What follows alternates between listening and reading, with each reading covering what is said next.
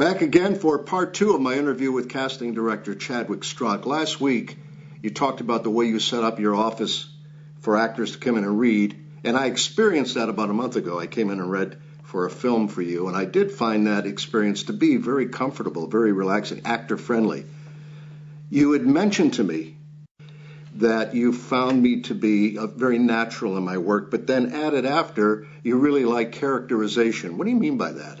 Well, often actors come in and they're married to the lines and the language and getting that right, and they miss out on characterization or performance-related choices. I think when an actor comes in and is naturalized and they let the material kind of have its place and work with that material but bring something to it, it brings a life to it. So what you were saying then is I was natural but stuck on the lines. Negative. Absolutely the different. You brought some texture and you brought some humanistic behavior by making it grounded and making it real. Often acting, they always say stop acting.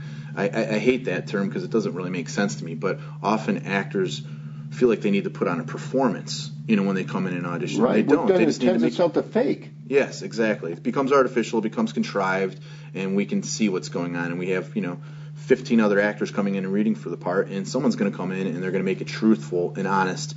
The only thing that you got to pay attention to when it gets to this honesty naturalized thing is understanding if there's a specific tone in the piece, is there a specific purpose or tone to your character. Sure. But beyond that, if not, you really want to be as real in whatever reality it is. So breaking it down for actor interviews, what is it that you want to see from an actor when they come in? That's actually a good question, because my thing is to try and stay out of your way and make a very comfortable room for the actor to come in. So why don't I put that question on to you? What things make you feel comfortable, and what things do you like walking into when you're walking into an audition? I've never been asked that question before. This is absolutely genius. And I can answer that. Stay out of the way. Mm-hmm. Yeah, what I find annoying is that when the casting director makes adjustments, and some of them are constructive, like if they say, well, educate me, do it again, educate me. That makes sense to me. But then others want me to start chasing what's in their head. Yeah. And that's an impossibility. How do I chase the vision of somebody else? I only have my vision and the way I approach it. I make my choice and either come in with that and stick to it, or I'm trying to chase what somebody else has in mind so I can eventually figure that out. That to me is the most annoying thing that casting directors and even directors will do, even though I love them all. But my preference is to be able to just come in with my choice, do the reading. They either like me or they don't. And your performance was reflective of that as well, Yeah. You kind of walk into a situation, and if it's a comfortable zone, it provides you that space to do what you've planned to do or want to do. And it comes off, rather ebb and flow, and like, okay, you came and did your assignment, and it's time to go. Thank you very much. So let's get back to your side of things, okay? When actor comes in and reads, do you pretty much know after the reading whether you want that person, it's a yes, it's a no, it's whatever? Yeah, we definitely measure them up to either who came into the room prior or our top choices. So when an actor comes in and does well, we'll be like, oh yeah, definitely top 5, or oh, new top choice, stuff like that. But we try to keep it relatively simple. I think too much table talk becomes, dysfunctional for the success of that actor. Me as a casting director, I really don't assist in adding too much flavor other than, bringing in good talent and trying to, make sure that they see the right, or the top best people to choose from. If I start, having a favorite or putting too much pressure on one particular person, I think that's a disservice to the talent.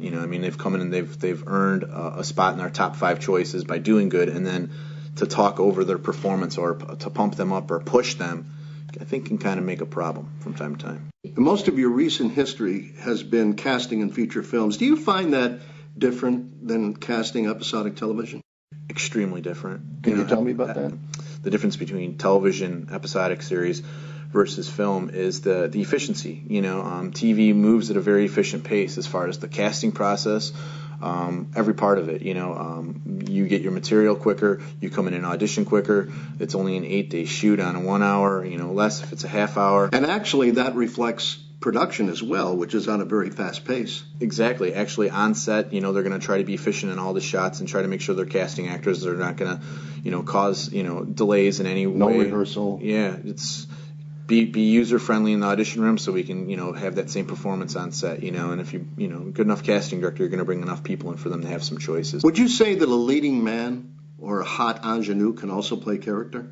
I think so. Yeah, it just depends on the social class and the makeup of the character. What are they doing? I mean, we're seeing Jeremy Renner. He was traditionally known as a character actor. Michael Shannon also a character actor. So they're also leading men. I think so. Yeah, I very much think so. Because there was a time when leading men and women were really great looking, and character meant, a big nose with a wart at the end of it, and a long chin, a little hair growing out. I think when it comes to leads, when you're putting together a film, it's about marquee versus not marquee. I mean, you're trying to get somebody that you can, put on your DVD box and get distribution and sell your movie and get it out there in the world.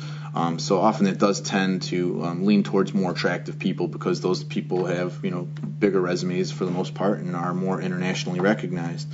But I definitely feel as though the character actor is finding more of a place in the lead role. Definitely, it's starting to go in that direction. So I guess in a sense you're correct that we've always tend to go to attractive people for the lead roles. Today, hot sells, but if you put De Niro on the cover, that sells even more. For me, gorgeous isn't just that big, beautiful California girl. I mean, I love the scene that plain lady that has the pliability to be the grounded, domesticated, maybe blue-collar lady, and then have the versatility to amp up and be beautiful and be glorious and be all those other things. That's why I think a lot of these stronger female actors are really Amy Adams, the girl next door, not what you would call voluptuous. And Michelle Williams is a tremendous actress too, also a very, very lovely lady, but she's not complete California this or that. She's got a nice grounded look to her, but just the acting so supersedes everything. There you go. Next week, more with casting director Chadwick Struck.